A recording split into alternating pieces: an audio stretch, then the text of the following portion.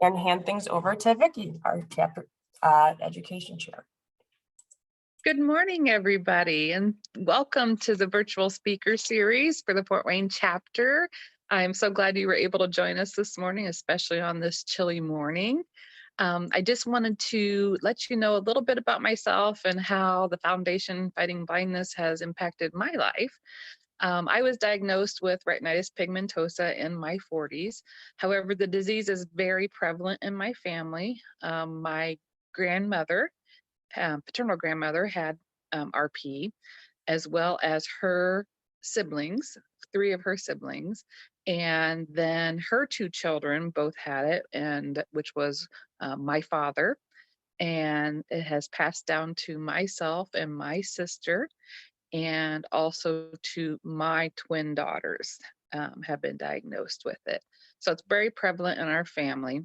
And Foundation Fighting Blindness, I went up to the University of Michigan, and that's where the Foundation Fighting Blindness paid for me to get my genetic testing. So we do know that it's on the RP1 gene. And although I haven't seen or come across any research that's been involved with the RP1 gene yet, I am very hopeful that that will happen. We've seen great progress, of course, with the stem cells and the genetic research that's been going on. I was very impacted and thankful to the foundation for offering that testing. And that's how I got involved in the Fort Wayne chapter then. So I believe in what they're doing. The research is amazing. And I believe that at some point we will find a cure for all these retinal diseases. And again, I just wanted to welcome you, and let's go ahead and continue with the series then.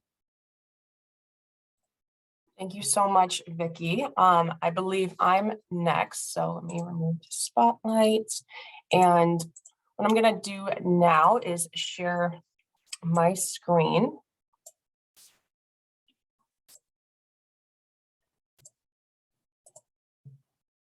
Okay. And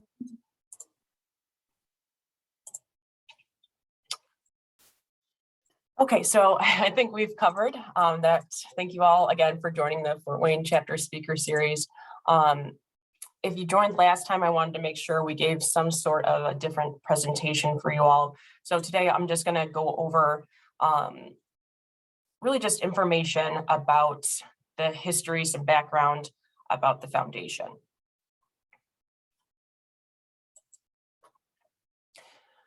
So I don't know if many of you know, but we weren't always called the Foundation Fighting Blindness. Originally, it was known as Retinitis Pigmentosa Foundation. And 50 years ago, some families got together, most notably the Guns and the Bermans. On this slide that I'm sharing, it's photos of Gordon and Lily Gunn, and then Ben and Beverly Berman. So after being totally unsatisfied with the diagnosis of retinitis pigmentosa and being told that there was nothing that could be done, no treatments, not even any real research on it, and that they should be prepared to go blind, they formed the Retinitis Pigmentosa Foundation and started funding labs. So as mentioned, it wasn't until 1995 that the name was changed to the Foundation Fighting Blindness. And this was done in order to encompass the entire spectrum of retinal degenerative diseases. Moving on to about the foundation. Today, we are the world's leading organization committed to providing and funding preventions, treatments, and cures for retinal diseases. As to date, we have raised $856 million. This funding has been a driving force behind the progress in research, including the identification of more than 270 genes linked to retinal disease, and the launch of more than 43 clinical trials for potential treatment for inherited retinal disease. I feel like I'm saying that retinal disease is quite a bit, but I want to make sure that you understand what that includes. So retinitis pigmentosa, Stargardt disease, Usher syndrome, Leber congenital amaurosis, macular degeneration, to name a few. So about the chapter network. We recently have reinvigorated our chapter initiative in honor of Luli Gunn, one of our founders, who saw not only that importance of revenue for driving our mission, but providing education and resources as well. So to break this down, those categories down a little bit, education, that's exactly what this is. We have speakers coming in to learn about the latest in blinding retinal disease research, but also to provide resources, the second category, to get connected to local community resources and specialists. And lastly, revenue, to raise funds through Vision Walk, dinners, DIY, events, and just other fundraisers in general. We're open to any new and creative ideas. Let's see, next. Getting involved. Before I break down these categories, I want to make sure to thank our current volunteers, because they've been a huge part of the success, and not only the foundation, but the Fort Wayne chapter as well. So you'll be hearing from them today. You just heard from Vicki Western, our education chair. We have Rick Dahlstrom, our chapter president, and then not necessarily on this call, we have Grace Meschler, our resource chair, and then we have the individuals who created the Fort Wayne chapter, Jim and Janice Platzer. So I wanted to give a huge thank you to them. So that's becoming a chapter leader. And what becomes involved with that is just monthly leadership calls and planning events like these, and really just making sure the local community is more aware of the foundation. We also work with a professional outreach team, and then getting involved with local events, which I'll describe a little more in terms of the Vision Walk. And if you are interested in becoming a part of local leadership, we do have 3 roles available, in particular, vice president, revenue chair, and then diversity and inclusion chair. So please feel free to reach out to me or chapters@fightingblindness.org. There's several ways to donate. I'm not much of a salesperson, but we do have a legacy society. We do have Facebook fundraisers, workplace giving, that sort of thing. And once again, if you do have any questions about how to donate, we're happy to answer those. So what I'm really excited about we have all these different ways to get involved, but what's actually happening? So Hope from Home is a virtual national event on Sunday, March 6th at 6 p.m. Eastern time. Tickets start at $100 and includes the whole household. So, even if it's just one ticket, if you have 10, 20, 30 people for whatever reason at your house, they all get to attend. Wayne Brady is our celebrity host. We have skits, we have party rooms, and silent and live auctions. And I have on the next slide, I have a cute clip to share with you all. Another event is our national chapter webinar, and that's going to be on managing your retinal degenerative disease on Saturday, March 19th from 12 to 1:30 p.m. Eastern. Lastly, in terms of upcoming events, June 11th, we have our Vision Walk coming up. And Linda, I know you're on the call. I don't know if you want to speak more to that, but I wanted to make sure at least to give that a quick shout out. And lastly, my retina tracker. So that's, Linda, I saw you came off mute.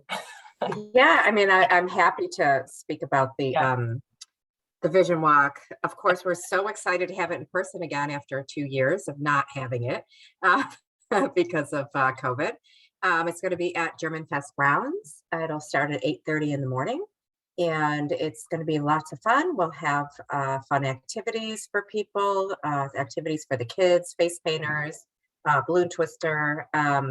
We'll have refreshments and stage presentation, and we'll take a nice walk, and then everyone who attends gets 2 tickets for German Fest. So they'll be able to stick around and get that great food and enjoy the festivities. So I hope you can all join us. Perfect. Thank you, Linda. And sure. Linda is the event manager for the Fort Wayne Vision Walk, so that's why she is more than familiar. And if you have any questions, I can direct you to her as well.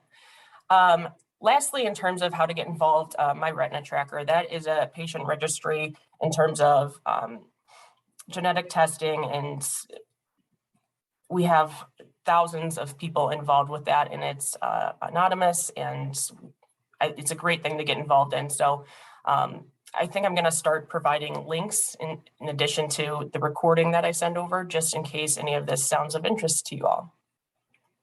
So in terms of the video I mentioned, I shared my sound, so I will go ahead and start the video of Wayne Brady promoting Hope from Home.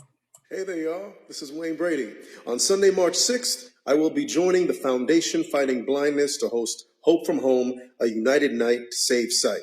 Join me for an interactive evening, y'all. It's going to be great. Comedy, music, celebration, all of this as we support research to find treatments for blinding diseases. It's going to be great. You'll be in your home, I'll be in my home, but we'll be together making an amazing night happen. All right. So we hope you can attend Hope from Home. Once again, that is going to be Sunday, March 6th. Crazy to think that that's Hey there, y'all. Nope, don't want to play that again. two weeks away. My last slide is just making sure you guys are aware of our current partners. And that is Genentech, Janssen, Editas, 4DMT, InFocus, Mira GTX, AGTC, Pixium Vision, and Apellis. So if you want to check out chapters, we have a whole webpage dedicated to that. It's fightingblindness.org, Luli's next chapter. And once again, you can reach out to us, chapters at fightingblindness.org.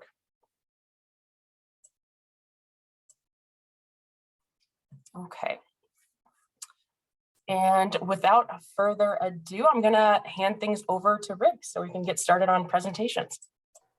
Well, I'm Rick, president. You know, some of you know me, some of you don't, but welcome. Thanks for coming. With that, it's my pleasure to introduce our first speaker, Marc Arneson. Marc is dedicated his entire career to serving others in the nonprofit sector. Upon earning his BA in psychology, he spent the next 8 years working in the state child welfare system. This included conducting diagnostic assessments and therapeutic interventions, as well as teaching behavioral management strategies to at-risk youth, their teachers, and families. Marc then spent the next 15 years working in the field of infancy adoption. There he conducted intake interviews and training sessions, facilitating support groups, managing a mentor match program, and tracked organizational performance data to identify opportunities for better client services. Marc's current position at Hadley is the brand development and community engagement. His role is to build organizational understanding and connection so that they can continually improve their service to those with vision loss, then thrive at home and in their communities at work. A lot of big long words there for me. I'm not used to saying that in architecture and engineering, but I really want to welcome Marc, and thanks for coming. Thanks, Rick. I'm always embarrassed by that bio. I don't know why. I need to fix it because it doesn't sound like me. but it is true. That is what I have done in my past and what I'm trying to do now. But thanks for inviting me to join you guys here today. I really appreciate it. I am Marc, and I do work at Hadley. All of that is true. Rick was true with all of that. But really what I do here at Hadley is my job is just to do a lot of listening, actually. I spend a lot of time with different folks in, different support groups, individually, just in group settings, and just I do a lot of listening, hearing their stories, hearing their challenges that they're facing with vision loss, and I just kind of bring it all back to Hadley and and from there, we try to figure out a way that we might be able to be helpful. Usually we don't get it right the first time. And so what I'm typically doing is going back and saying, hey, how can we make this better? Or what are things that we could do differently? And so it's a little bit of back and forth until we figure out something that that's going to be helpful. And then I get to go tell the whole world about it. So that's kind of in a nutshell what I do at Hadley. Maybe for those that aren't familiar with Hadley, I know that there's a lot of folks out there that have never heard of us before. Maybe I can just give a brief kind of introduction to who we are, a little bit of history, and then I'd love to share about some of the new things we're doing here. We've been around for 100 years at Hadley. So I always like to joke that I'm probably the oldest in the room representing Hadley, but maybe not. But 100 years. So we celebrated in 2020, which we had all these grand plans of how we were going to do that, and then other things happen like the pandemic and stuff, but we nonetheless celebrated 100 years in 2020. And our founder, William Hadley, he started this whole thing back in 1920. He was blind himself. He actually lost his sight in his late 50s, and he was a Chicago public school teacher, and he it was actually right around the time of the swine flu pandemic. And so there was some talk about him getting ill, and there might have been some thought that he had contracted the swine flu, but it impacted his vision, and he literally lost all of his sight in a matter of a weekend. He went from totally blind to totally sighted to completely blind in a matter of a weekend. And he decided to step away from teaching at that point, but his passion in life was reading. Like, that's what he loved to do more than anything, was books. And his vision loss obviously impacted, his ability to read. And so he wanted to learn Braille to keep doing that. And not a lot of people teaching Braille back in the 1920s. And even in a city area like Chicago, he couldn't find anybody to help him. So he kind of took it upon himself and just taught himself Braille, which I'm always super impressed about, and he talked about how it wasn't super easy for him. It was really challenging. And he developed this conviction that he wanted to help anybody else who wanted to learn Braille. He wanted to see if he could help them. And I guess the story goes, him and his neighbor, who is also his doctor, his ophthalmologist, Dr. Brown, they were out on his porch one night, and they were talking about ways that they could help. And they came up with this idea of Braille by mail. And being a teacher, he developed a curriculum, he developed assignments, and they were going to mail them out just to the US mail to anybody in the country that wanted to learn Braille. And there's a woman in Kansas who raised her hand, said she wanted to give it a try. And they sent her all the material. She completed assignments, mailed them back. He graded them, and they just corresponded back and forth that way. And that was back in 1920. And that's what we've been doing ever since. I mean, for the last 100 years, we've become one of the largest educators of Braille worldwide. I think I heard a statistic at one point, we had like 10,000 people learning Braille worldwide through our program. So that's what we've been doing since day one, and we continue to do here at Hadley. But in addition, throughout the years, we also started developing other ways that people could learn at Hadley. And they were really kind of more academic in nature. Like, you could come to Hadley, and we had a high school program that people were receiving some, general education information about through. And then we also, we had, opportunities to learn like things like psychology or marketing or business, or, there's fun things like poetry and container gardening and things like that. But we really became as like an academic institution and more of like a school. And it's interesting, about 5 or 6 years ago, we did this little bit of self-reflection and wanted to understand kind of the impact that we were having, and whether or not we could do better. And we started, looking at some of the information, and enrollments and number of students and completion rates and all these kinds of things. And we recognized that not so many people were interested in a lot of the courses we offered. We were getting like 3, 4, maybe 5 enrollments a year in some of these. It was mostly Braille that people were coming to learn here at Hadley. And in addition to even our Braille, we saw a lot of people that would get started and just kind of, we never hear from them again. So there's these huge group of people, like half of them that would get started in our Braille program. We're not quite sure what happened. They would kind of fizzle off before actually completing our instruction. And so we started reaching out and asking some of the folks that were using Hadley, like our students and, past and current students, and asking like, hey, what are things that we might be able to do differently? And it was a really kind of a cool time, because we heard a lot of amazing feedback. about who we were and kind of the direction that people were hoping we could go in. One of the things that, similar to when it first started with William Hadley, he kind of graded every assignment and every course that everybody took, and we kind of continued that theme throughout our history, and that's one of the first things we heard was, do you have to grade everything? Which I thought was, I totally related to that. I'm like, the grading's intimidating because I wasn't that A student in school, but I guess for those that are, they love grades, but that wasn't me. And we heard that from a lot of people too, like, gosh, every assignment, do you have to grade that? Can you just give me one grade at the end maybe? But that was one thing we heard over and over again, was this grading. The other thing was like getting started. People, it was interesting when they'd reach out to us, they were super excited about learning, whatever it might be, Braille or, like I said, psychology or poetry, or whatever it might be. And we made it kind of tough for people to even get started. Like we had like a kind of an enrollment process, I guess. And that's something that we kept hearing over and over again was, can you make it easier when I'm excited to start learning? And I guess one of our courses, we had like this 13-step process you had to complete before you could even receive the material to start the workshop or the course. Like we would ask for, an essay kind of explaining why you want to enroll in this course. If, assuming we like that essay, you would have to be interviewed by the instructor and see if you were the right fit. Assuming you'd worry, go to the doctor, get an eye report. I mean, it was just like kind of hurdle after hurdle we asked you to jump. And that was a little challenging for some folks. And so they were asking, can we make that a little bit easier?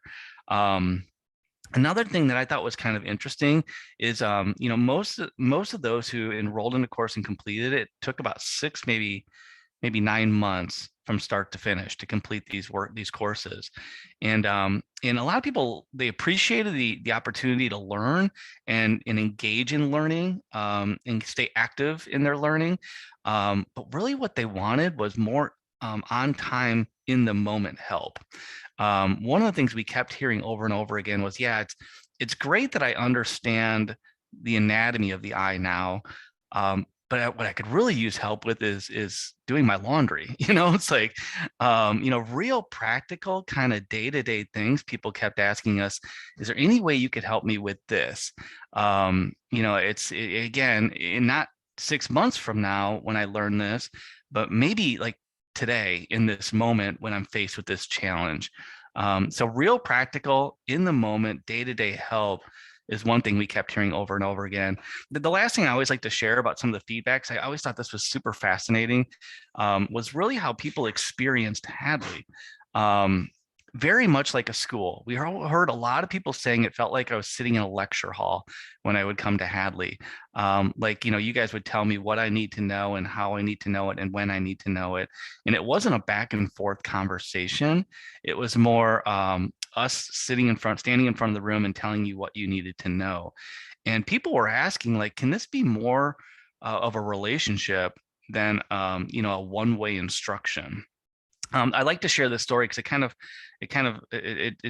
it speaks to what we're trying to do a little bit differently than I can share. But anyway, there's this woman named Jean. I was actually sitting in Jean's living room before this whole pandemic thing started, and she was helping us take a look at this workshop we were trying to do. It was called Resilience, and it was this idea of bouncing back after vision loss. And Jean, I'll never forget it, because Jean, every few moments, she would just have this I don't know, mean look on her face. I don't want to say mean, but it was, she'd kind of look over and just glare at me. And I was scared afterwards. But I asked her, I'm like, Jean, what are you thinking? And she's like, Marc, with a topic like this, something that's kind of difficult and pretty heavy, she's like, I need you to be sitting here with me, holding my hand through this. I can't just be having you tell me what to do. And that was kind of a cool moment for us to realize that that's who we wanted to be as an organization. Less academic and more just here to help. Like, how can we serve? And so then we started reaching out and figuring out topic areas that people wanted us to focus on, very practical, in the moment learning. And a few things popped up over and over again. Technology was something that we heard over and over again. One of the top things we heard was, hey, can you help me understand what technology's out there? And then, once I know what it is, how do I get it? And then if I get it, how do I use it? And so one of the first things we did is we reached out to Apple and we said, hey, can we work with you to develop, we're calling them workshops, but they're literally like instructional walkthroughs on how to use all the different features that are built into your products. Like Apple does a wonderful job of building in all these accessibility features specifically for those facing vision loss. And we wanted to take each one of those different features and walk folks through what they are, how to use them, and how to get to them. And so, like adjusting the text size on your phone, or turning on dark mode for better contrast, or, using the magnifier that's built into the phone, looking at each one of these features and doing a step-by-step walkthrough on what they are and how to use them. And so we started with the iPhone, and then we worked on to doing similar things with the iPad. We did a series for the iWatch, the Apple TV. We're currently working on MacBook, instructional guides as well. The VoiceOver is a built-in screen reader for all of Apple products. We walk people through, like, what is VoiceOver? How do you turn it on? How do you use finger gestures to get to it? How do you use the rotor gestures? Things like that. How do you call, text, email using your smartphone? How do you use Siri, perhaps, to get around some of these different things? So we want as many things as we could think of. Each feature, we did it's literally like a 5 to 10 minute little walkthrough on each feature individually specific, how to get to it and how to use it. So after working with Apple, we reached out to Google to do similar things for all the Android products. Instead of a VoiceOver, Android products have something called TalkBack, and it's their built-in screen reader. So how do you turn that on and off? How do you use that with finger gestures? Things like that. We have a low vision series with changing the contrast to the font and display, the color, using triple taps for moving animations, like all these different pieces that might make using these devices a little bit more friendly. We wanted to walk people through how to do those. Similar, we started working with Microsoft to do things, similar workshops for like the Windows operating system, and all the low vision features that are built into the Windows operating system. How to get online with your computer, how to use a screen reader getting online, or getting online. We have a low vision series, customizing Windows using Narrator, which is their built-in screen reader, if that's something that is going to be helpful for you. And so we did all these little walkthroughs with Microsoft for Windows stuff. And then we did just kind of one-offs with, we did a workshop for Zoom, using the features in Zoom, and, raising your hand, lowering your hand, muting, unmuting, stuff like that.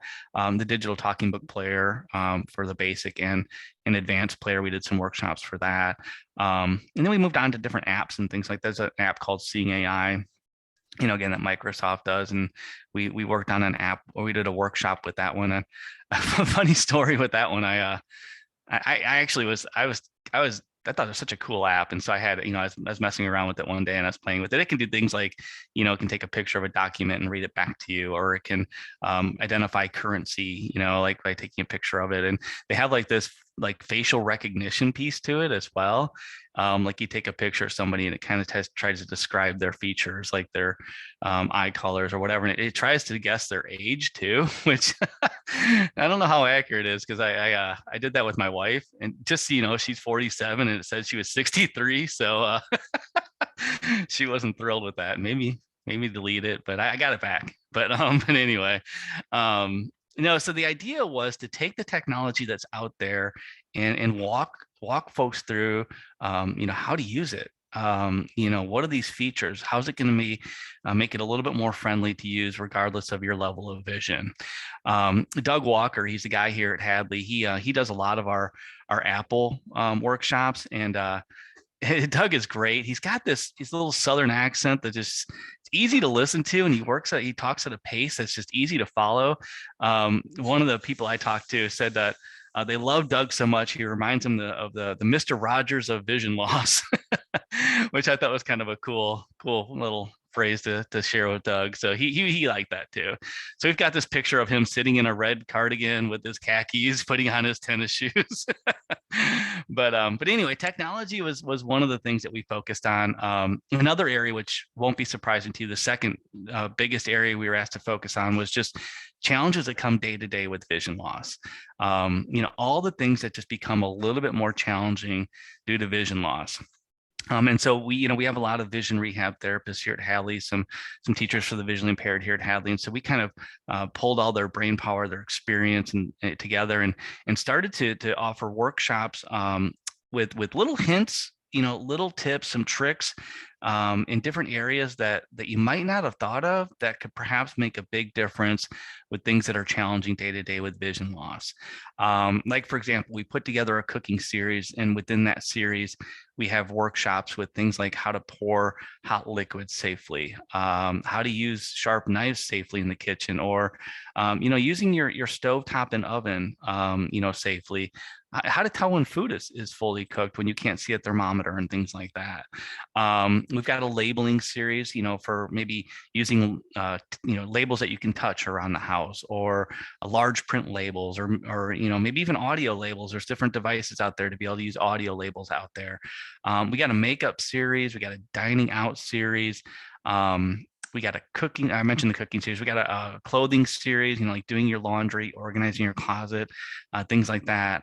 We just launched a medication series. We've got a cleaning your house, organizing your house, women's care, personal care. I mean, like anything that we could think of where we could offer a little tip, a little trick on how to, make things perhaps a little bit more easy when it comes to vision loss. So, I always share these little stories, but there was this woman that another woman that I met. I think Virginia was her name, and she was a little bit later in life. She was managing vision loss, and she had a really successful career. She's a psychiatrist as a profession, and she had since retired, but she had been diagnosed with macular degeneration, and it was progressing, and she was continuing to lose more vision. And she shared with me that as her vision continued to decline, her world got smaller. And she said that, one of the things that she absolutely loved to do, like her thing that she did every night, like her and her husband would take their dog for a walk, and that was their time together. And she said that was becoming more and more challenging. It just didn't feel safe anymore. And so she missed doing that. But she said there's days where she would stay just to her house, and even days where she would even stay to her bedroom. Like, she said it was safe. I was familiar. I knew how to get around. And that's what I did for some days, is never left my room. And she came to Hadley because we had this course called Anatomy of the Eye, and she was, wanted to learn a little bit more about the physical things that were going on with her eye. And we didn't offer that course anymore. We had retired it, and she found a workshop that we had on doing laundry. And she's like, who would have thought? But she's like, I thought I'd take a look. I'd listen to it. And one of the tips we share in there is if you have a hard time matching your socks, you can safety pin them together before putting them in the laundry, and that way you don't have to worry about sorting them. Because she couldn't figure out the difference between her, navy and brown socks, or her navy and her black socks anymore. And she's like, it was simple enough where I was like, I could probably do this. And then she continued to, participate in some of the other workshops. And she said, pretty soon I was trying to do my own laundry again. And she's like, I know it sounds simple. She's like, but it gave me confidence to try new things. She was taking our cooking series and trying to get back in the kitchen. We have a series on tips for guided walking. And so she said she made her husband do that with her. And she said pretty soon they were out walking their dog again. But the idea was to, I don't know, give a little tip, a little hint that maybe can make a big difference and gain some confidence to try to continue to do things more independently.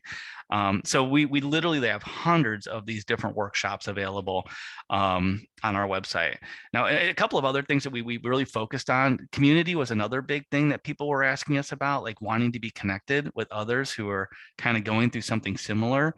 And so we developed these things called discussion groups. And they're literally Zoom calls. Once a month, you can jump on a Zoom call with others who are going through something similar and talk about a topic that you might find interesting. Again, technology was big for us. That was a big one that people kept asking about. So we started this group called Tech It Out. And once a month, we'll host a Zoom call. And Ricky Enger here at Hadley, she hosts this one, and she'll introduce something technology related. I think like a couple months ago, we had like wearable fitness devices or something like that, or Alexa, Siri, I don't know, whatever is something technology. We'll talk about what we think about it, things we like, don't like, challenges that we have, and then we open it to the group, and people can share their thoughts. They can ask questions, answer questions, and it's, you know, just an hour a month that you can spend with others talking about something that you're interested in. Check it out. We've gotten sometimes over 200 people on that call. So it's a big one for us, but you know, 100, 150 is typically where we get on that one. We've got 10 of them, and we developed these based on, again, feedback from people who thought these, you know, these were ideas that they wanted us to try. So we got a cooking one called What's Cooking. We got a Get Up and Go one. It's all about exercise and fitness. We got a travel talk where people are talking about, you know, challenges with public transportation or navigating airports, but also just like vacations they've gone on and places they want to visit and things like that. We got a Braille group that meets once a month. We got a writer circle where people are sharing short stories and poetry and things they're doing. We got a crafting circle for all you creative types that like sewing and knitting and painting and stuff like that. Honestly, I've never joined that one. I don't think I have that kind of bone in my body, but but I know lots of people are super talented that way. We got a book club that meets once a month called our Book Nook. We got a resource roundtable where we're highlighting different resources out there and how to engage with them. And then we got a gardening group called Hadley Growers. And so again, these are opportunities once a month just to jump on a Zoom call and hang out with other people who are kind of in a similar situation and talk about something that you might find interesting. So that was kind of our first response to community. I think we have a lot of work to do to help connect folks, but this was kind of our first attempt to do that, and I think some are finding it pretty helpful. We also have a podcast that we started recently, and this was out of a response for some folks asking us to be more connected with the professional community. They were really wanting to understand like what's going on out there with research, what's going on out there with treatment for different eye conditions and things like that. So we kind of started this with the idea of you know, interviewing different people who are doing different things in the field and getting their voice out there to whoever wanted to hear it. So, you know, like we had a glaucoma specialist that's practicing down in Florida who was talking about research that they're doing in their clinic. We had a retina specialist here in Chicago who has a large practice, and we're talking about some of the different treatments for macular degeneration that they were doing and things like that. We also started just getting to know interesting people who are just doing fascinating things, and we thought their voice would be pretty cool to share with everybody. Like for example, there's this artist named John Bramblet, and he's a blind painter, and a real cool story about how he went from, you know, fully sighted as a painter to losing his sight and continuing to paint, and he just shares how it's such a different way to express himself than it ever was before when he was sighted. And he's you know, he uses like different textures in his paint to be able to kind of tell what colors they are. And so he, you know, can go back to any painting and be able to feel it, the different textures, and understand, no, that's the one that it's an amazing job. He's gotten some presidential awards for some of the work he's doing with children with vision loss and helping them continue to express themselves through painting and things like that.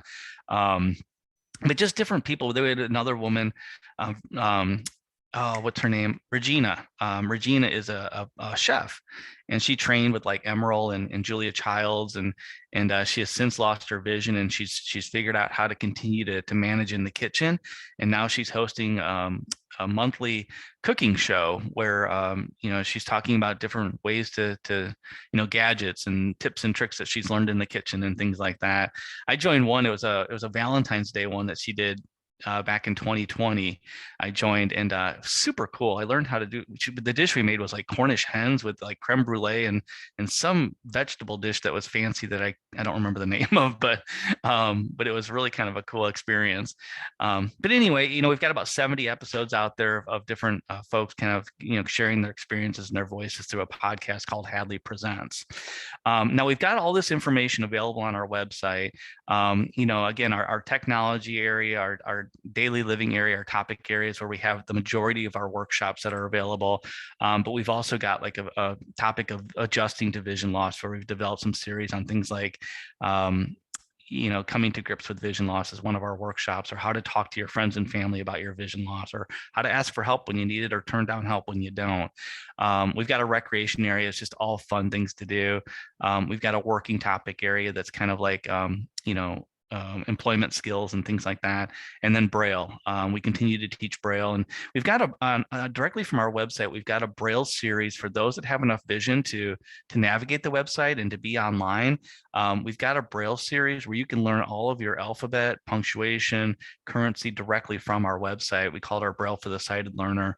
A lot of professionals are using our website to learn Braille as well, and it's kind of like a game. You're dragging and dropping things. You're kind of getting rewarded for correct answers and things like that. So people are having a lot of fun learning Braille directly through our website. Now we do also have, we actually just in January launched our new Braille instruction for those that want to learn by touch as well. So a tactile Braille series, which we're super excited about. Since January, what day was it? January 7th, I think, or something like that. We've sent out a little over 300 Braille instructions in our new Braille series. And so people are really excited about it. It's a little bit of a different way that we're trying to help people learn Braille. And again, it's a little bit more of a fun way, like we're giving little hints on how to remember different letters and things like that. And so there's an audio component too, which is just, through the phone. If you can call a number, and through voice prompts, you can go through audio instructions of our new Braille and Braille learning. And so we're trying to figure out if we can get the audio as well as the physical workbook to folks in a little bit easier way to learn. And again, some of the feedback we're getting is super encouraging. People are saying it's fun, it's enjoyable, it's going quickly, and I'm learning, and I feel like I'm remembering it. So for those that want to learn by touch, we still have our Braille series available, and we're excited about this new one that we're offering. Hadley.edu is our website.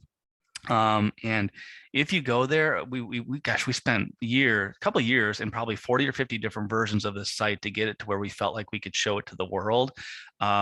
One of the first things we wanted to do is walk you through how to set up the site that's going to be best for your vision. And so right on the homepage, there's this Get Started button. We're hoping that if you have enough vision, you'll be able to find it pretty easily. It's right there. It's pretty big. If you're using a screen reader, I think it's like 7 tabs or 3B buttons. You're right there to this Get Started button. And from there, we wanted to walk you through just setting up the site with like contrast and font size and things like that.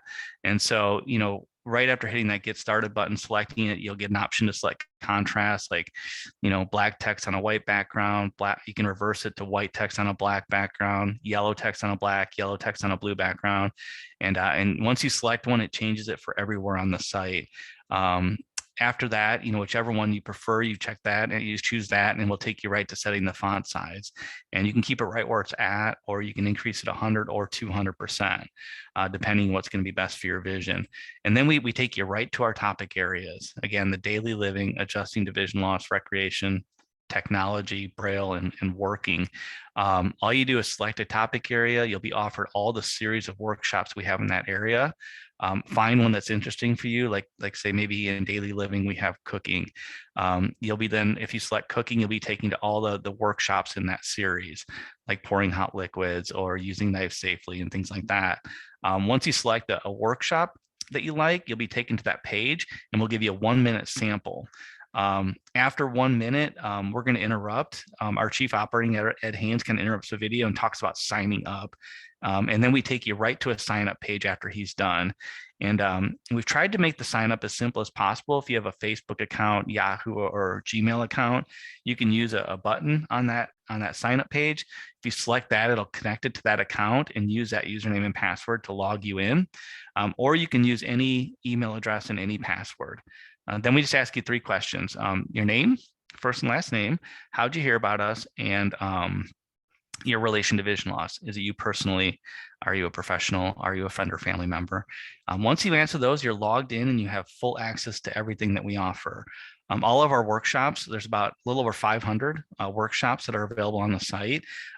They're all transcribed. And so if you prefer transcripts, you can download those, print those, have those read directly from the site.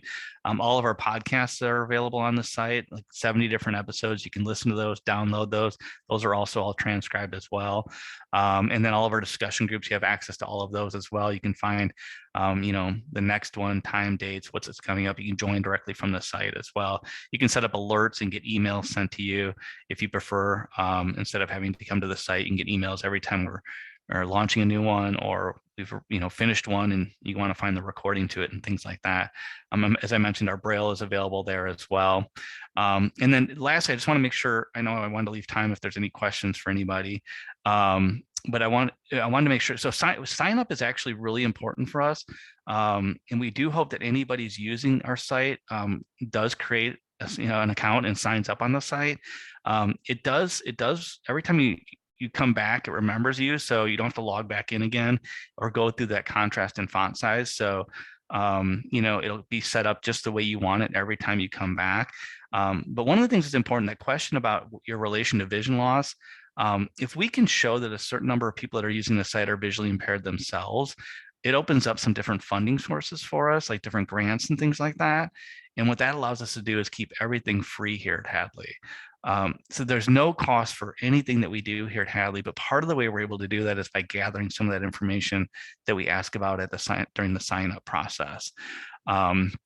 Now, the last thing I want to mention is I know not everybody's online. I know that can be tricky for some folks as well. And so almost everything we have available, we can mail to you as well. So almost every one of our workshops we have available in large print, in Braille, or in audio. And what we're doing right now is we're using the cartridges that work with the National Library's digital talking book player. We're using those cartridges to put the audio for our workshops on those.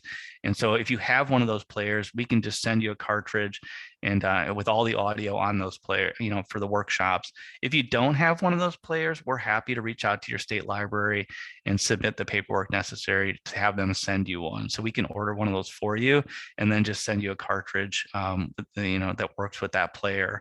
And so, if you're not online, if that's a little bit more tricky for you, we're happy to send out any of this information in large print, Braille, and audio as well. We call it our learning library, and we'll send the first one you order, we'll send it with a binder that has our different topic areas and things like that. So we'll try to get you started being organized, but it's up to you from there. But those are yours to keep. You don't send anything back to us. The whole idea of everything that we offer is that it's available whenever you need it for however often you need it.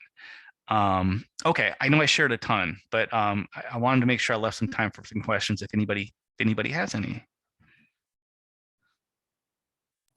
I know I do, so maybe I'll kick us off. This is Okay. Allie. Hey, Allie.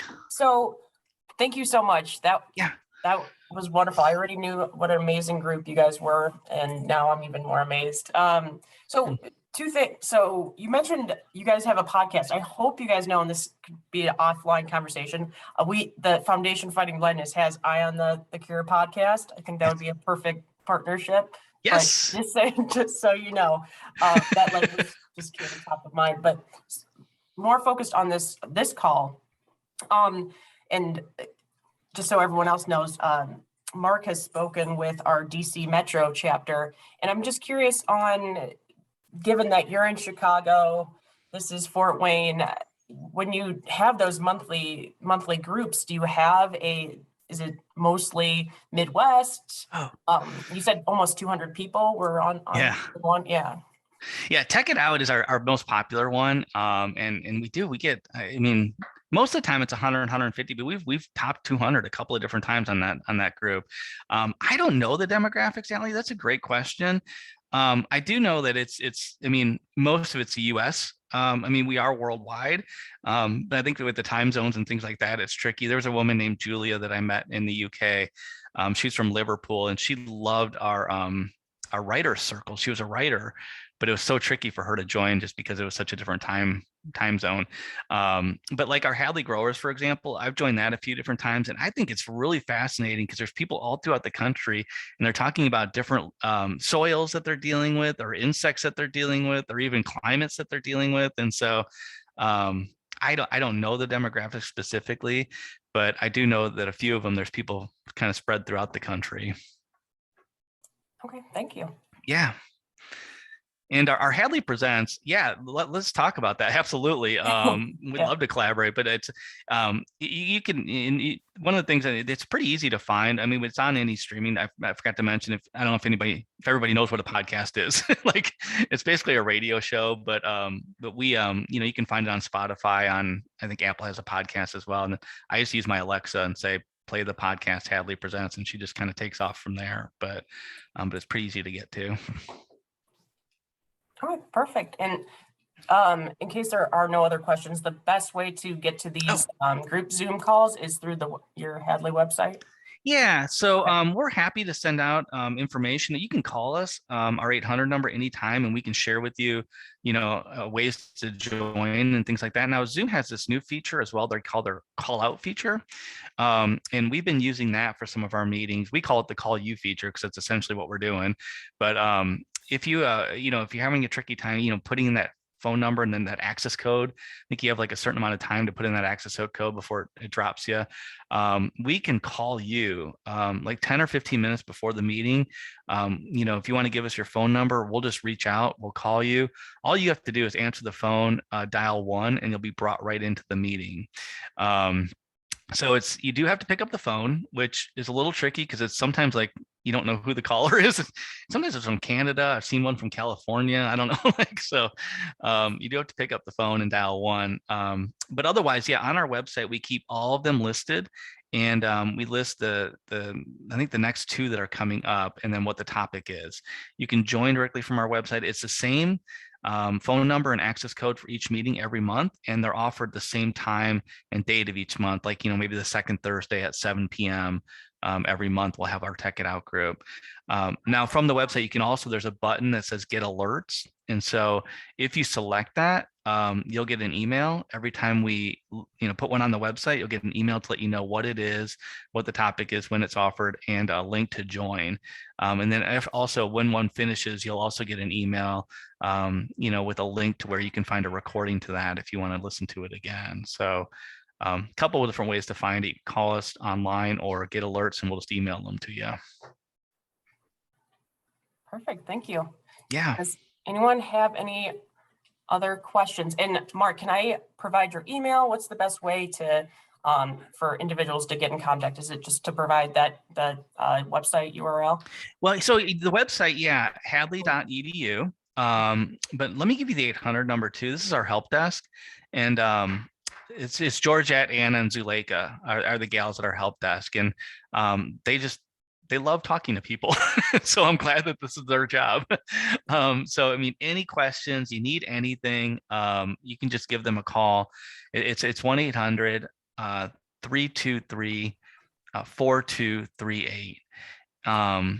And so again, if you're needing any help with the website, you have any questions about what we offer, you want something mailed out to you, questions about the discussion groups, anything, you can just give them a call.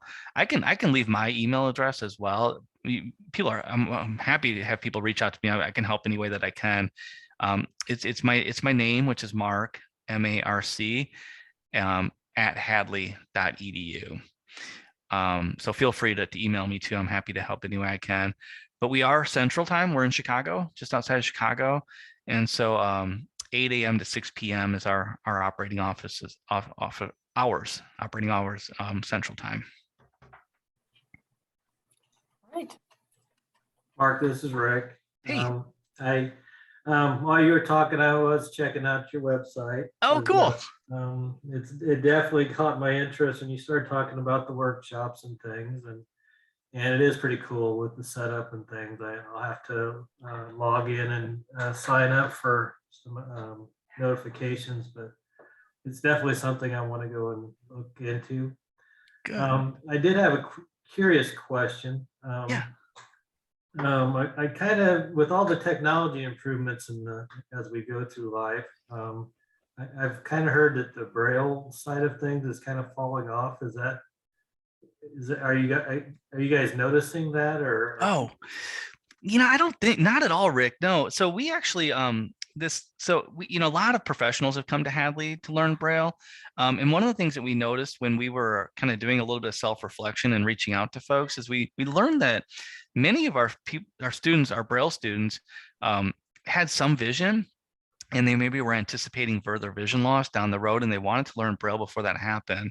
And so we developed this Braille for the Sighted Learner as a way for those folks who want to learn directly from our website, whenever they want and however they want. And we're getting a lot. I mean, there's a lot of people that are taking advantage of our Braille that's available just through our website. Now, for the last probably 2 years, 18 months maybe, our Braille team has really been dedicated to developing our new instructions for Braille. And so we were fortunate to receive this very significant grant that was dedicated specifically to our Braille instruction. And so we've been able to really dedicate a lot of time in the last 2 years to trying to improve the way that we're teaching Braille here at Hadley. And we're super excited about it. We've got the alphabet done right now. And now the Braille team is working on numbers, and they're going to move to currency. And then we're going to get into a writing series as well. But as I mentioned, in the last month, we've sent out 300 different workbooks to folks that are wanting to learn Braille. And so I think that's kind of cool. And I'm pretty excited about that. Yeah. And it's, we've tried to make it a little bit friendly, and so there's a little bit of like, for example, like, to learn the letter B, it's the 1 and 2 cells. So it's like, we gave you a little like, maybe it's button, it can be a hint, remember button, up 2 buttons up and down or something like, it's just like little ways to kind of make it a little bit more fun to learn Braille, which we're hearing. People are like, wow, I'm enjoying this. I want to keep going. So I don't know if there's been a decline in those interested in Braille. It seems like there's a lot of folks that are excited about it right now. Yeah. I just remember back when I was young, I was pretty much told I would be blind by the time I was 16. Luckily, that didn't happen. But in the meantime, just a short story here, but a group came knocking at our door one day and offered free literature. And one of those pieces was Braille. And, that had definitely got my interest up, and I wanted to see what this was all about.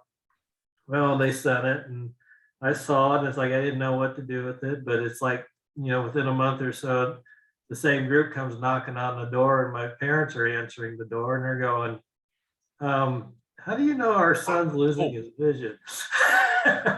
And it just kind of rolled into something. But I mean, it was just like back in the day, like Allie was saying earlier, before, back in the 70s, there wasn't a whole lot of resources. Yeah.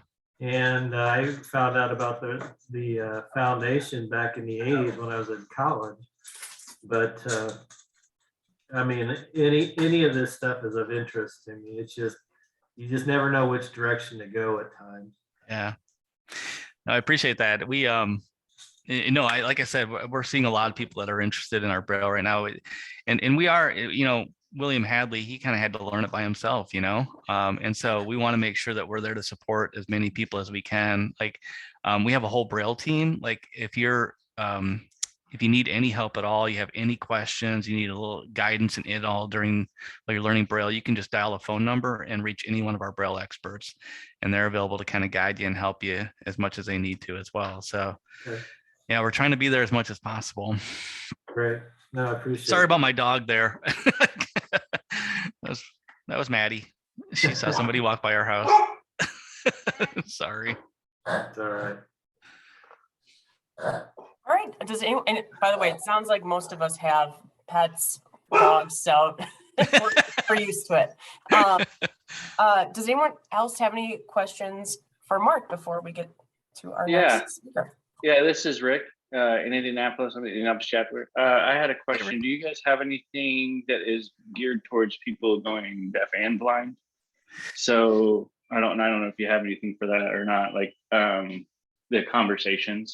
having conversations with people, the way that people are deaf, blind, and speak to each other, taking sign and then holding their hands or something. You know what I'm talking about? I do. So I don't know that we have anything specific. I mean, hopefully the content we have is available, to those who are deaf, blind, with our transcripts and our, and our Braille and things like that. But we don't have any of our podcasts or anything like that. That's actually a great point, though. We're always looking for new content, and there's opportunities to offer feedback on our website all over the place, or you can call us and give us suggestions. But that might be an interesting conversation, even through our podcast or even the content on our website. I really appreciate that, Rick. And if you don't mind, I'm going to pass that on to our development team as a suggestion. Yeah, because I have Usher syndrome type 2. And for me, when I got my diagnosis, when they told me that when I was like 35, I had no idea. And then the more and more I learn about the disease and what I'm headed for, I'm 43 now. So here in about 25 years, I have no idea what my life is going to be like. So being able to adapt to that, or having a resource like Hadley kind of dive into that would be, I mean, that'd be nice. So that's why I was just wondering. Yeah, no, great point. Awesome. Anyone else? All right. Well, thank you so much, Mark. Yeah, my pleasure. We will now go on to, we have two speakers from the League for the Blind and Disabled. Our first one is Andrea Martinez. She was born, let me make sure I spell what I'm saying.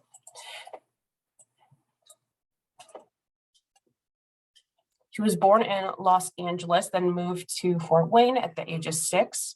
Andrea graduated from Southside High School in 2007, then from Ivy Tech with an associate's in behavioral science in 2011. Andrea has worked with the public in various positions, starting in food service and retail. After working as a secretary for Head Start and home visitor for early Head Start, she assisted the public at the Wayne Township Trustee's Office as an investigator for over 4 years. In September 2021, Andrea began her position as an advocacy coordinator at the League for the Blind and Disabled. Andrea is also a small business owner. I didn't know that. That's awesome. Providing decluttering and organizing services with the vision and empowering people with a sense of control of their own space. As an advocacy coordinator, Andrea works with adults of varying disabilities, including low vision, by planning action steps to achieve individualized goals that support independent living. Consumers typically present their concerns with a coordinator who then guides them to find the best resource. The concerns may include, but are not limited to, transportation, access to food, housing, education, insurance, or even applying for Social Security benefits. Coordinators work with consumers as long as they are actively working on goals. But the main goal is to encourage those with disabilities to use their voice and advocate for themselves. So today, Andrea will break down the process of applying for disability benefits in the state of Indiana. Good morning, everybody. Good afternoon, everybody. Hope everybody's doing well. Thank you again for having me on as a speaker. It's an honor. I will go ahead and share my screen. This is my first time doing this, so we will see how this goes. All right, so let me go ahead and put this on. Bear with me as I figure this out. There we go. Okay. All right. Is everybody able to see the PowerPoint? Yes, we can. Awesome. Thank you. Okay. So filing for disability in the state of Indiana.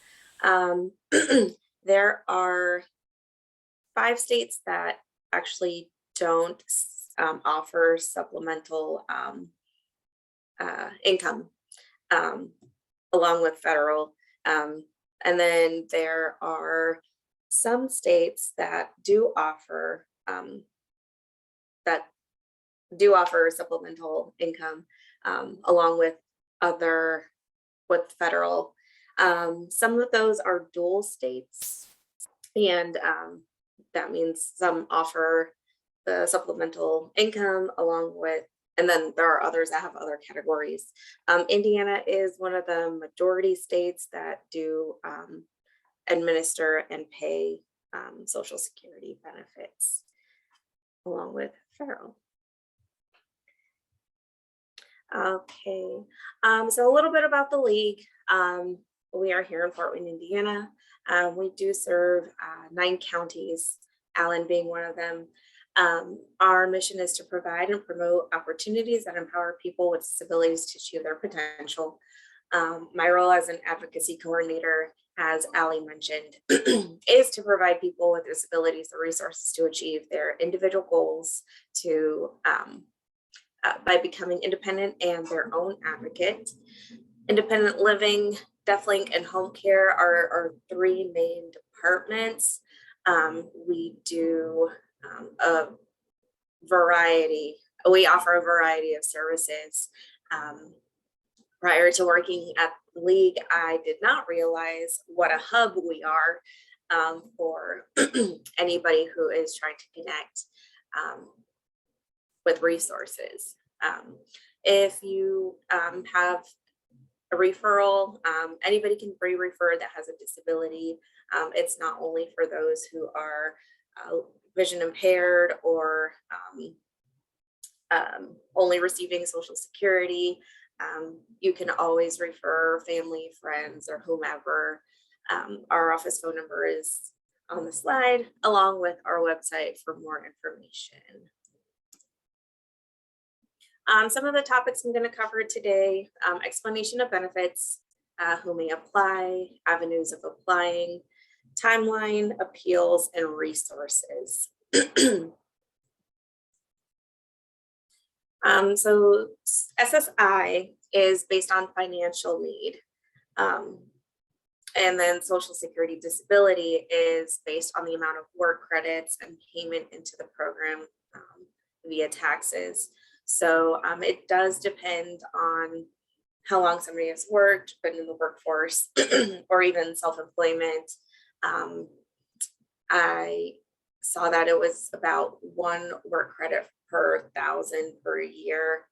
So if you have 40 credits along that line, you would be eligible. 20 of those credits do have to be within the 10 years prior to applying for disability. Social Security disability, a person becomes eligible for Medicare after 2 years of receiving disability benefits.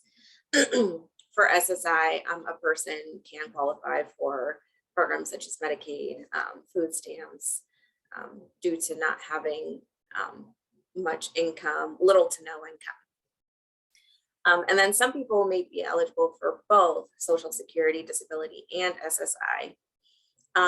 With both of those programs, once a person actually receives the income or the benefits, they are able to get the ticket or apply for the Ticket to Work program if they're wanting to get back into the workforce.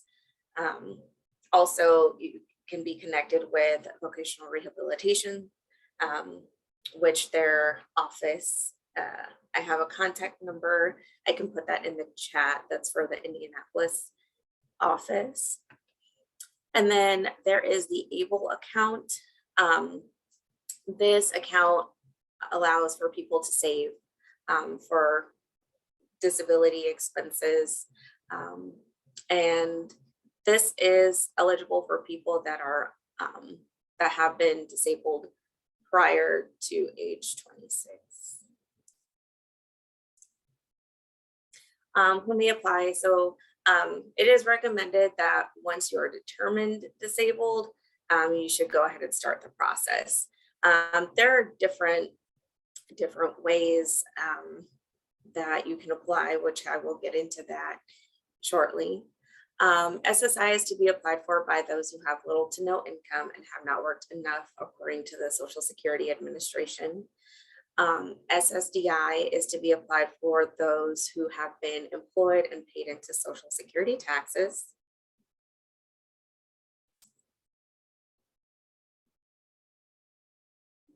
So avenues of applying, of course, you can always apply by yourself.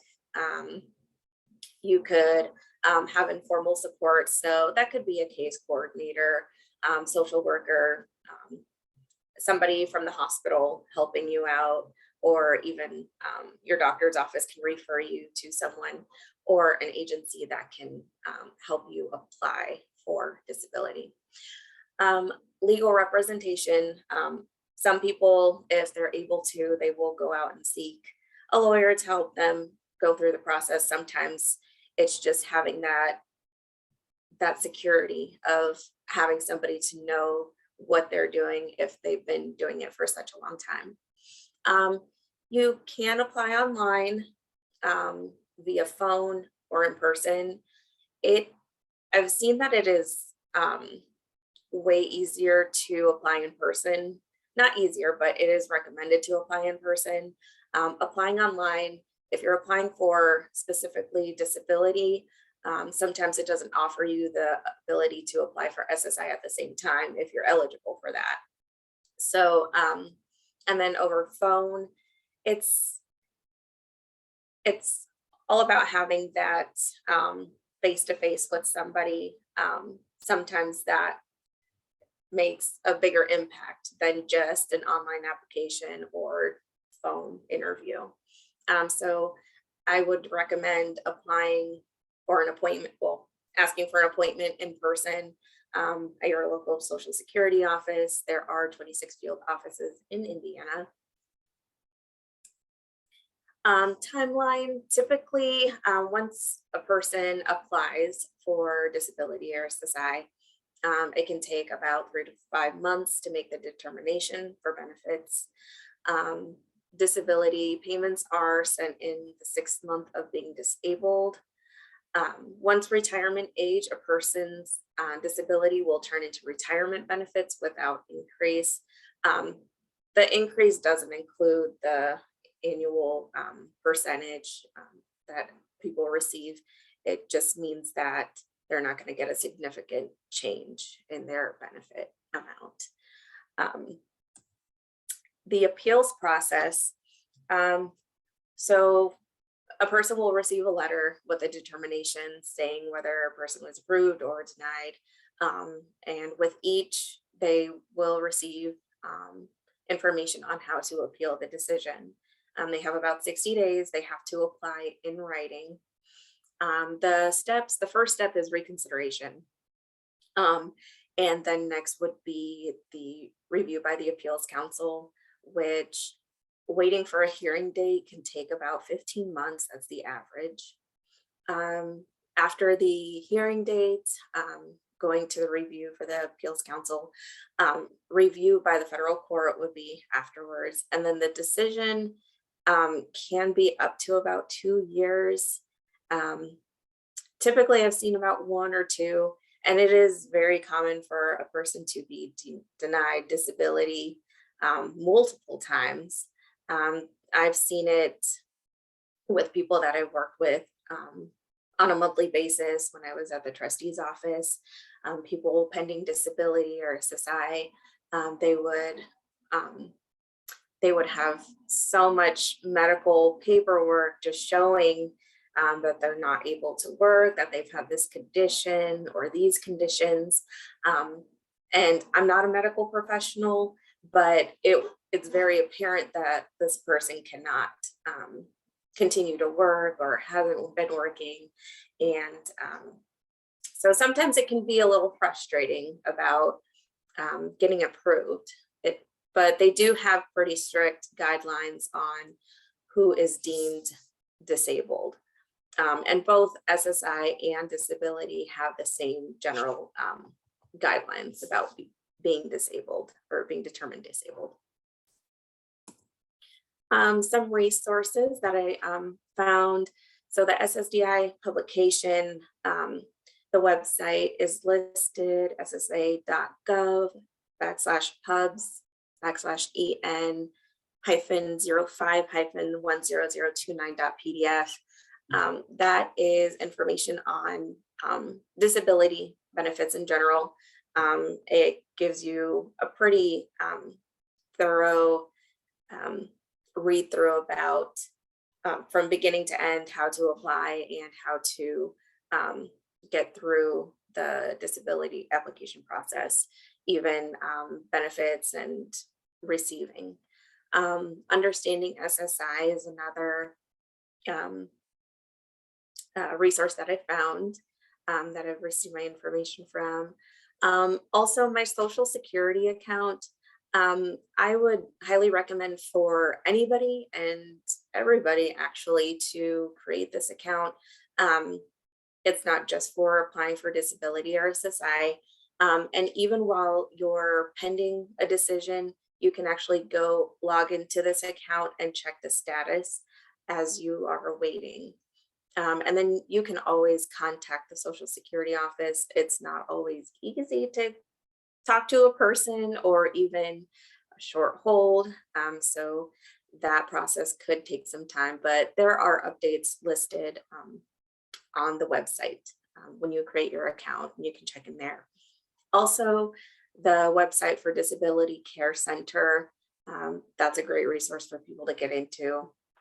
Also, the Benefit Enrollment Center, we do have that at the League. We just started that at the tail end of last year. Sue Ann Reynolds, she is the person that is heading that.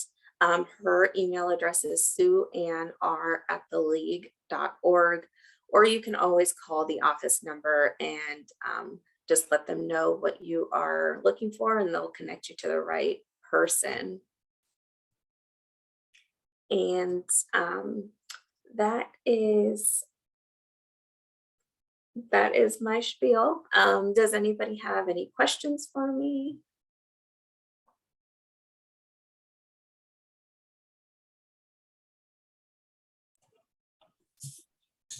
Alrighty. Well, if anybody has any questions, feel free to put it in the chat, and I will respond. And I will let you take over, Allie. Maybe I do have one question for you. Oh, yes. Okay. You talk about, disability in general, being classified as disabled, but when you're visually disabled, is that an easier task to get through the process? Not necessarily, because again, you have to prove that it is affecting a person's ability to work.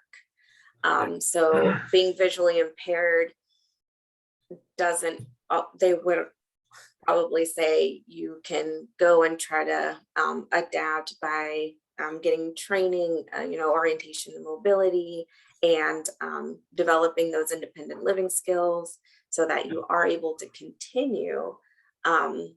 So I would not say that it's easier. Okay. I was just curious because I know there's a definition for legally blind, and I didn't know how that evaluation works with your job or profession or whatever that is. I mean, how that's determined. Right. Yeah, it is a little bit more difficult.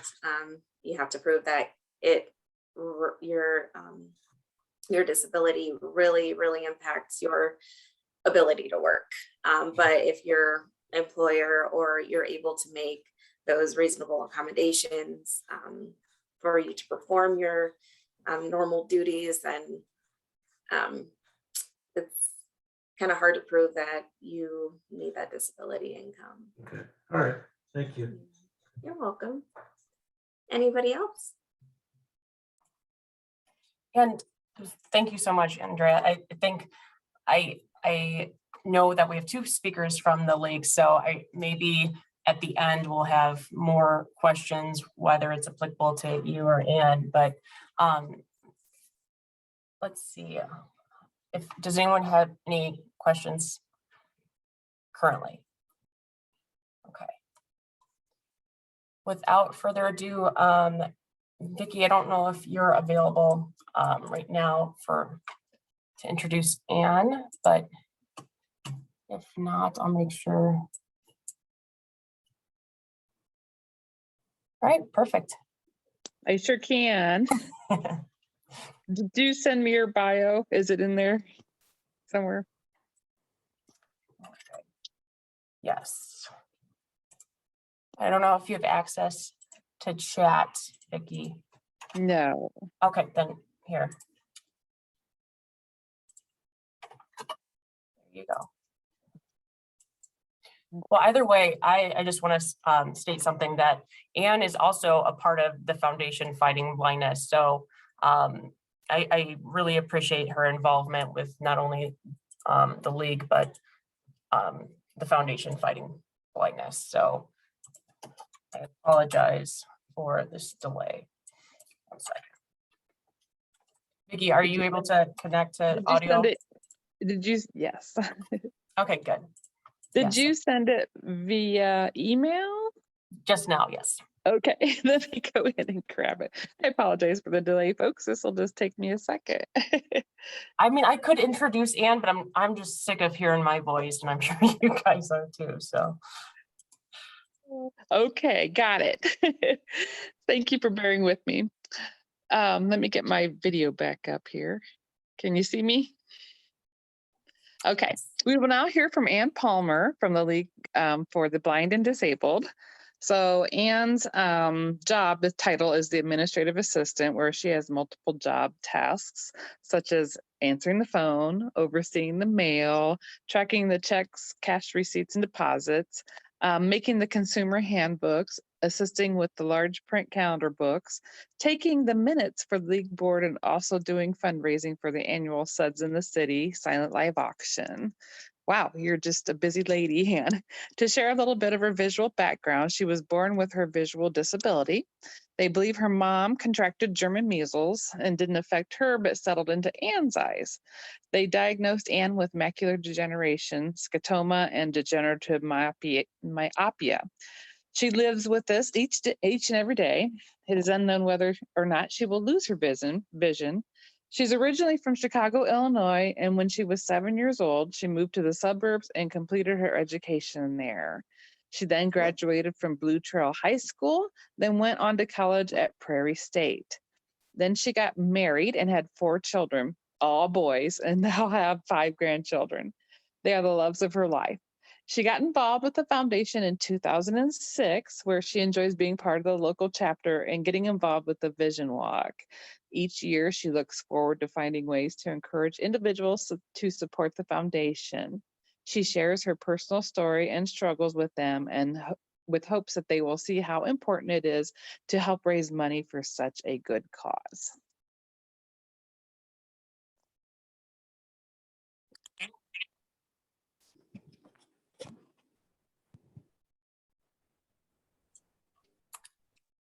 Anne, I see you're off mute.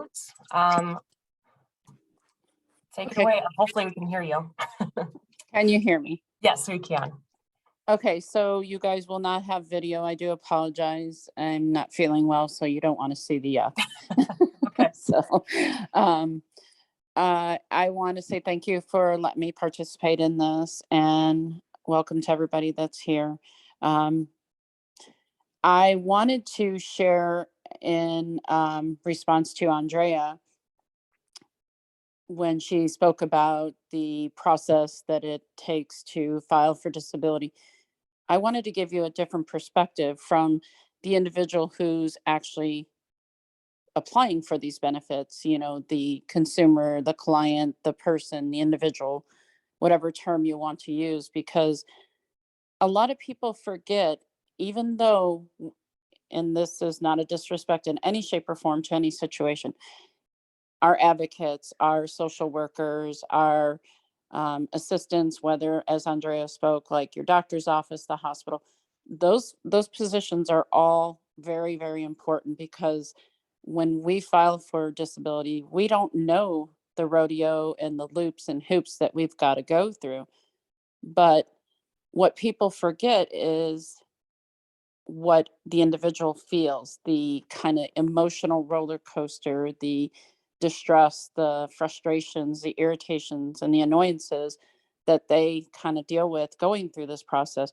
We all know that it's a requirement to kind of put forth all the information they're requesting, but it entails a lot of phone calls, a lot of legwork getting these documents, and depending on the individual, what kind of disability they have and what situations they may be going through, this can be very struggling for them, very emotionally kind of, it kind of freezes them. I'm just a real person. My words and my terms may not be what people look at, but I think the whole aspect kind of gets lost. They forget that, you know, this dynamic that causes us these kind of obstacles and barriers to knock down can be very kind of annoying to us. It just kind of wanted to give you an insight that we have to think about when we're getting all this information. They may request, you know, these documents and this paperwork, and you turn it in,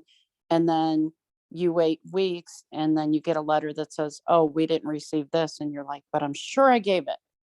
Or you wait weeks and you don't hear anything. And then you call and they say, oh, well, we're still waiting on such and such. And you're like, but I didn't get any documentation telling me that.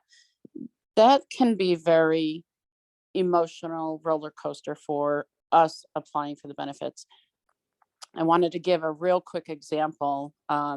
For my whole life, when I first applied for SSI when I was 16, and I don't recall all the experience that I had with it because 16 seems like ancient years ago. And I feel like it was an easy process, but for over 4 years ago, my dad passed away, and I had an opportunity to reapply to the Social Security system under Social Security benefits because my dad was a disabled veteran with a quote unquote disabled child. So there was a different program I could actually switch to if they would allow it. And in doing this, basically I was required to put forth like a ton of documents. And what really got my annoyance and why I brought this to Allie's attention of why it's important to think about how we feel when we're applying, they were wanting me to put up documents from doctors when I was like 7 years old. I'm in my mid 50s. I said to the individual, I said, what? I'm like, basically, you're telling me to find stuff I probably won't even find. One, these offices, locations may not exist. And no disrespect, the people may be dead. And I don't want to put it like so cold, but that's kind of true. One of the doctors I remember having as a teenager, maybe 13 to 16, I thought the guy was like in his 80s. He probably wasn't, but I sure thought he was because he seemed really old. I was like, how am I going to find these people? So I did a little legwork and tried to search out some. And I told them, I said, I just cannot find these. This is very stressful. This is phone calls. This is, getting redirected to here. This is getting paperwork. That can weigh so heavy on our heart when we're doing this process. And it's very easy to give up. It's very frustrating to say, why am I doing this? I can't search this. I can't find this. I can't do this. I can't do that. It's really hard to keep your feet on the ground and keep moving forward.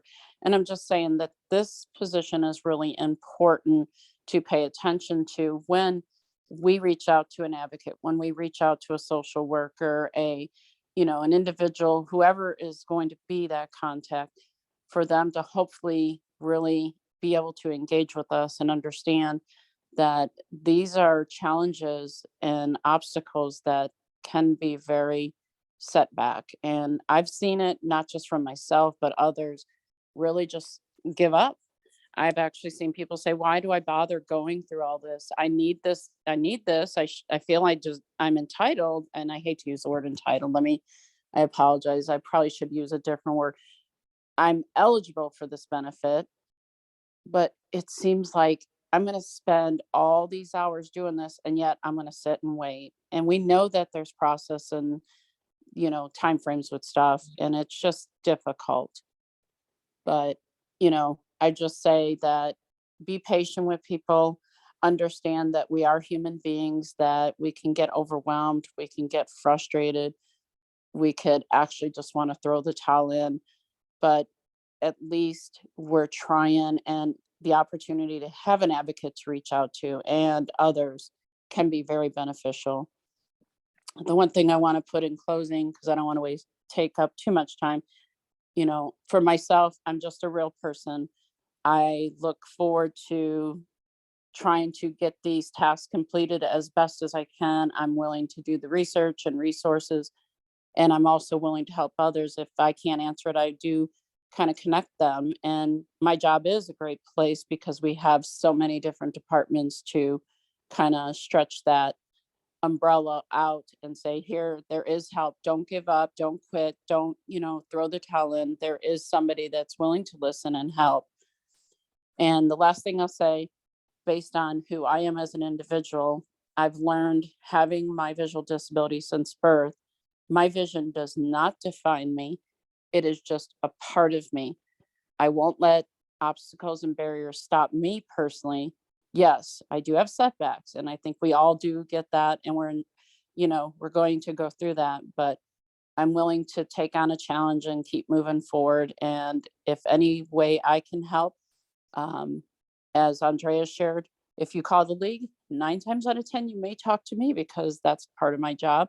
And I love talking to people and connecting them and being able to help assist them. That's me. Thank you, Anne. And we have plenty of time for questions. And once ago,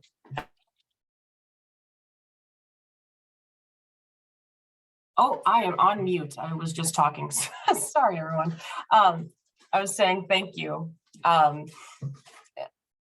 If anyone has any questions for Andrea or Anne, please take this time that we have now to do so. And I think I'll get it started, and I don't know who it's most appropriate to go for, but what is the main setback or main difficulty other than maybe just having to recontact? I'm just curious on what you have both seen as the main difficulty in terms of filing for disability.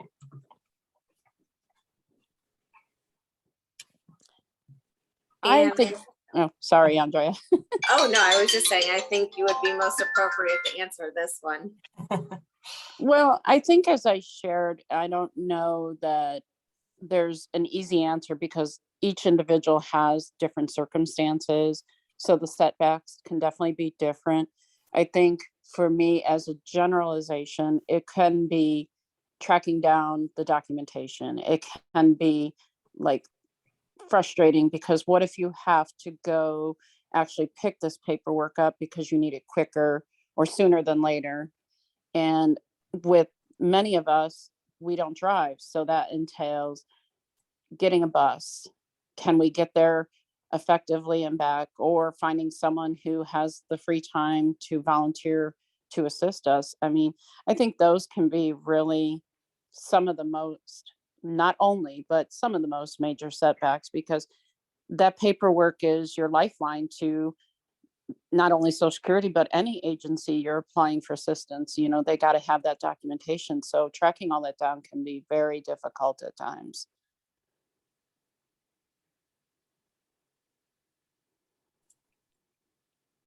Any other questions? So I have one, Allie.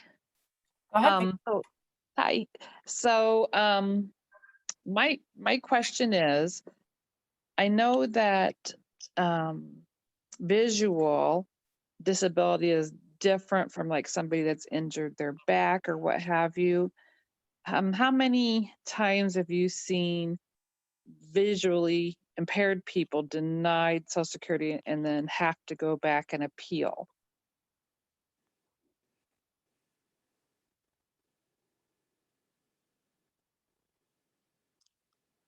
Andrea? Okay. I don't have the exact number for that. The statistics that I did see,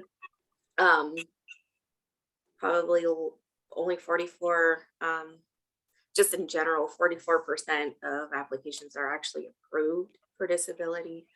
As far as having to appeal, that is, I would say, about between 30 and 38%. Speaking specifically for visually impaired, I don't have those statistics, unfortunately. That was kind of difficult to find, actually. But just in general, working with the public, people pending disability, they would have to go back 2, 3, 4 times sometimes. So yeah, it's definitely a process. Yeah, that's what I'm understanding. And I guess since I'm affected by a visual loss, that I find it's sad that it takes that long for somebody that's obviously blind, that cannot see, as compared to somebody that says, you know, their back hurts all the time. And I understand that there's people that have disabilities all the time that are truly injured. But I think there's also some people that try to take advantage of the system, which then slows down the process for everyone. Yes, I do agree with that. Because sometimes it does seem like the people that get approved like the first or even second time, it's like, like how were you determined disabled actually? But then I've seen people who are really not capable of even getting around. And I know that you have to be considered disabled and affected for at least a year, where you can't work, having difficulty functioning or getting around, stuff like that. And again, as far as vision, it's almost like they try to give more reason to be, well, just look for accommodations. You can learn these skills. You can do this, you can do that, which on one hand, yes, but on the other hand, it makes it really difficult, you know, like it takes time. And I think one of the big things that I've learned just working with those who are disabled, depression and anxiety are very high. Some seek help, some don't. So I think those underlying concerns, along with having a disability, it really takes a toll on people.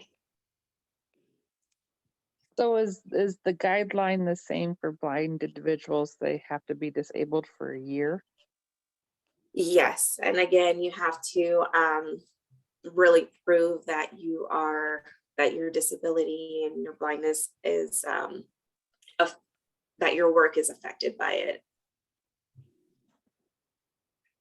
So Andrea, when you talk about work, in that case, when you're on the fence of whether you can adapt or not, is it better that you make the decision yourself and you say, I can't do my job anymore, it's too dangerous, whatever? Or do you wait till your company says, you're not employable anymore to us, you have no value, we have to let you go? Does either one of those matter at all in the application process? I think in a sense, and this sounds terrible, in a sense, per the guidelines, it seems like they would prefer that your employer say that you're not able to work, you're not capable of working.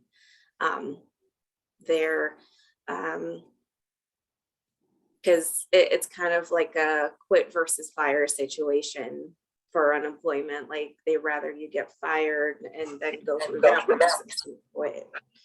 But they will always ask, were reasonable accommodations asked for? Were they made? Could you try to find a different line of work? Okay.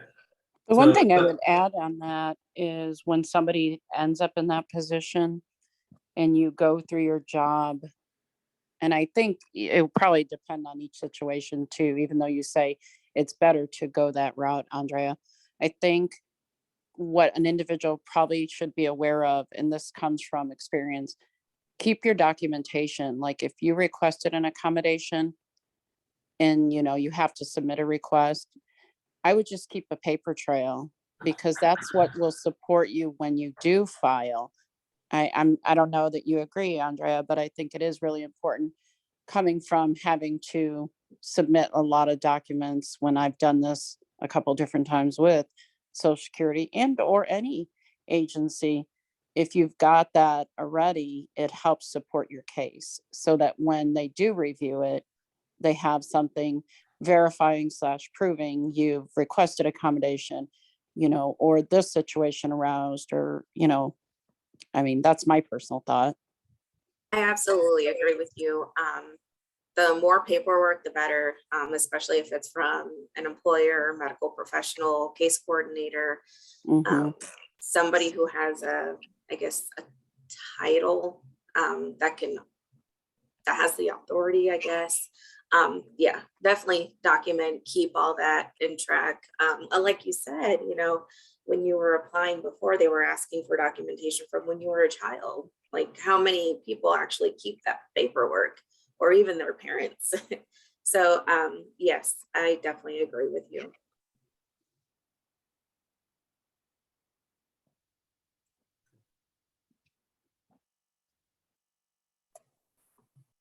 Any other questions?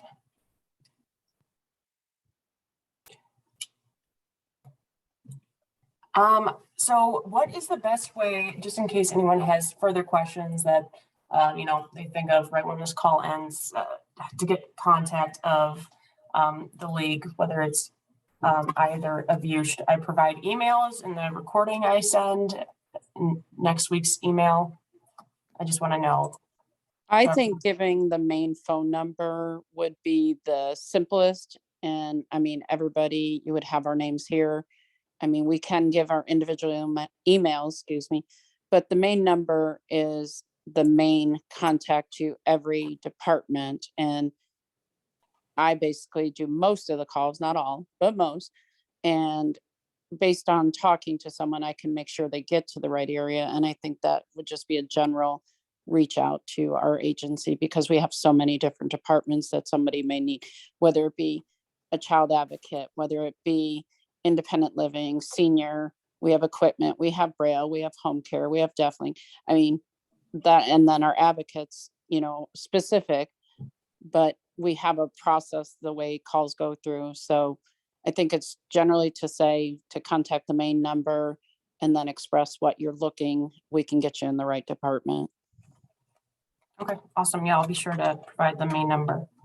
And piggybacking off of what Ann said, sometimes, it's not just going to be one department that will be helping.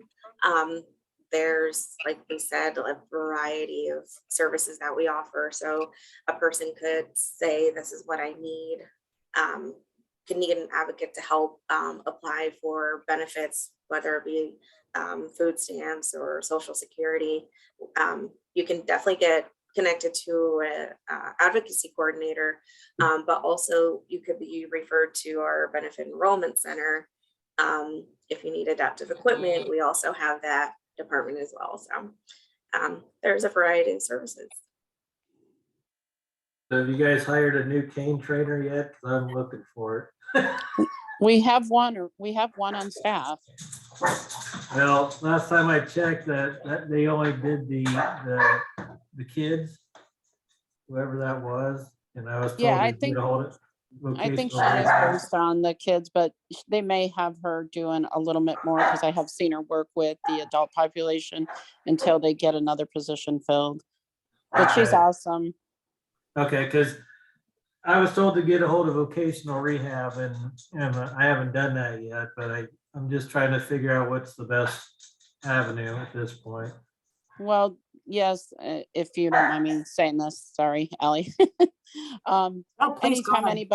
Anytime anyone calls and says they're looking to do cane training, the first starting point is to reach out to VR, Vocational Rehabilitation, to start there, because we do partner with them, and there's, different things within our umbrella, but that is definitely the first starting point. So you might want to reach out and find out who's overseeing that area. I know the person did step back for medical, so I'm not sure who's divvying up the case right now, but just call and tell them, you're interested in doing cane training and you want to get a case started. Who can you talk to? Because Okay.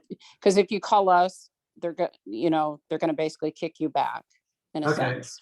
Okay, I didn't understand that part, Ann. I'm sorry. Yeah. Thanks. Uh-huh.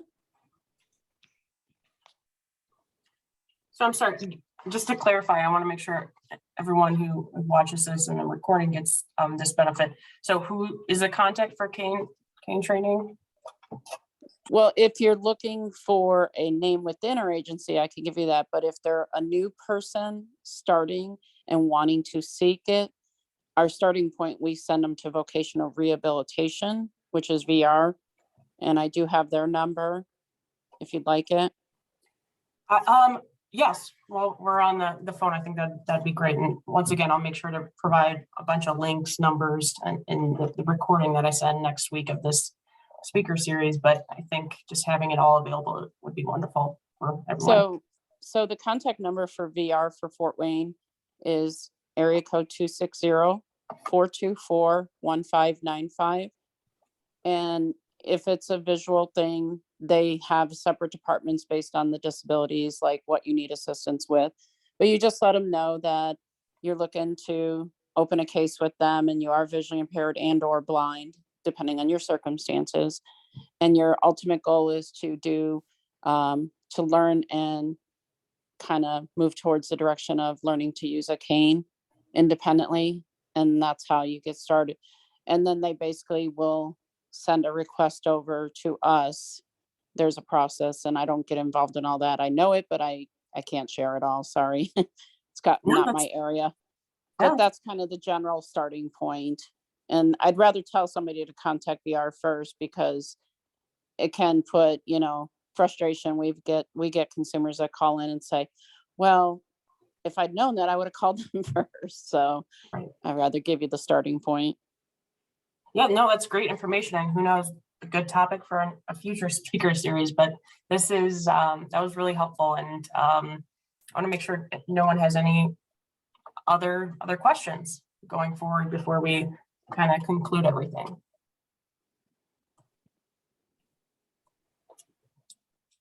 Okay, so if not, this is a new thing that we're trying to implement. Is obviously you all on the call, we want to hear back from you. We want to know, like, was this exactly what you wanted to hear? So just so you feel comfortable, I'm actually going to stop the recording right now.